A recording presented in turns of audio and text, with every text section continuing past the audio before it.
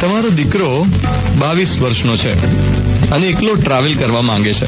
તમને આવીને એમ કે મારે ફરવા જવું છે, પણ એકલા, ફ્રેન્ડ્સની સાથે નહીં, તમારી સાથે નહીં, કઝિન્સ નહીં, કોઈ નહીં, બસ હું એકલો. તો તમે એને જવા દો? જવા દેવો જોઈએ. 22 વર્ષનો છે, કઈ નાનો કીકલો નથી. હવે માની લઈએ કે તમારી દીકરી 22 વર્ષની છે અને એ તમને એમ કે મારે એકલા ફરવા જવું છે, ફ્રેન્ડ્સ નહીં, તમે નહીં, કોઈ કઝિન્સ નહીં. તો શું કહો? દીકરીને એકલા ફરવા જવું હોય ભારતમાં, અઘરું છે ને?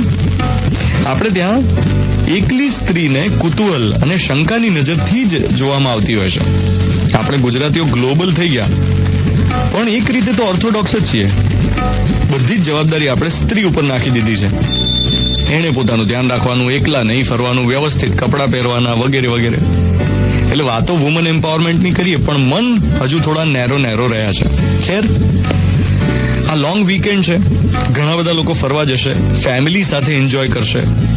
એમાં એક બીજી વાત મારે તમને કહેવાની હતી, એ હતી કે 3-4 વસ્તુ ધ્યાનમાં રાખવા જેવી છે. એક તો કારમાં ડસ્ટબિન રાખવું. ડસ્ટબિન ના રાખો ને તો એક બેગ તો એવી રાખવી જ જેમાં ખાવા પીવાનો બધો કચરો ભેગો થાય.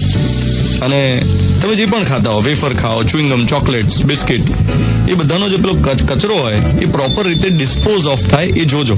કારમાં ડસ્ટબિન રખાય તો જોજો. બીજું, જે જગ્યાએ ફરવા ગયા હોઈએ ત્યાં પણ ન્યુસન્સ ના થાય. ઘણીવાર છે ને આપણી હાજરી, ઘોંઘાટ બીજા માટે ન્યુસન્સ થઈ જતી હોય છે.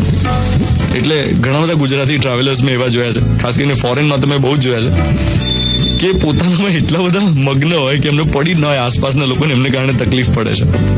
ત્રીજું, મેમોરેબલ સેલ્ફી લેવાના ચક્કરમાં મેમોરેબલ મોમેન્ટ્સ મિસ ના કરતા યાર. ઘણાને સેલ્ફીની એવી ધૂન હોય કે અસલી મજા બાજુ પર રહે ને ફોટા પર બધું ફોકસ થઈ જાય, અને પાછા ફોટા એટલા બધા લીધા હોય કે પાછા આવીને તો જોયા ના હોય. મિર્ચી 98.3 FM, Saturday morning, 13th August 2016. હું છું ધ્વનિત, તમારી સાથે. Good morning my dear.